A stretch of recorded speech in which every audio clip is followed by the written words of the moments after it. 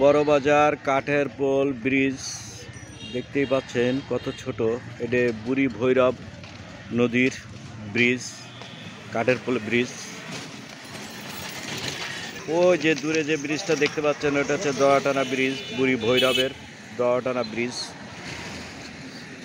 দেখেন নদীর আয়তন প্রায় 300 গজ আর ব্রিজের আয়তন 50 গজ।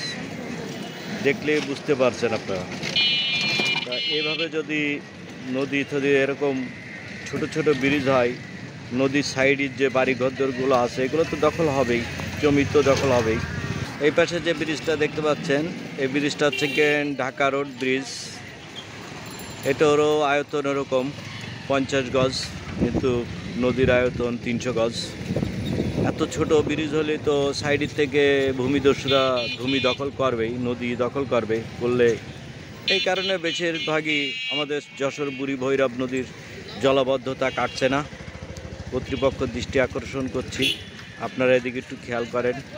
আর এই ব্রিজগুলো যাতে পরবর্তীতে যাতে একটু বড় বড়, যদি 300 গজ নদীর আয়তন হয় তাহলে জানি 350 গজ অন্তত পক্ষে নদীর ব্রিজের আয়তন হয়, তাহলে নদীর নাব্যতাও রক্ষা পাবে এবং ভূমিদস্যুদের হাতের থেকেও বাঁচতে পারবো আমরা।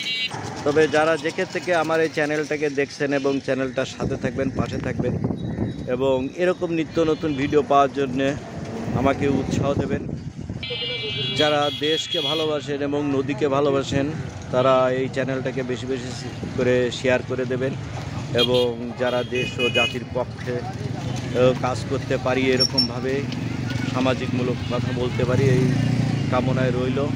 আর এরকম অসংখ্য ব্রিজ আছে যশোরে, বুড়ি ভৈরবের উপর দিয়ে, তারপরে আমাদের ছোট ছোট খাল বিলির উপর দিয়ে ছোট ছোট করে বানানো, যেগুলো যাতে পরবর্তীতে বড় হয় এই প্রত্যাশা করি কর্তৃপক্ষের কাছে, যাতে ছোট ছোট হয়ে আমরা জলাবদ্ধতায় না ভুগি।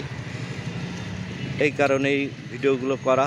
তা এরকম ভিডিও পাওয়ার জন্য আমার সাথে থাকবেন, পাশে থাকবেন, আমার চ্যানেলটাকে সাবস্ক্রাইব করে দেবেন। আল্লাহ হাফেজ।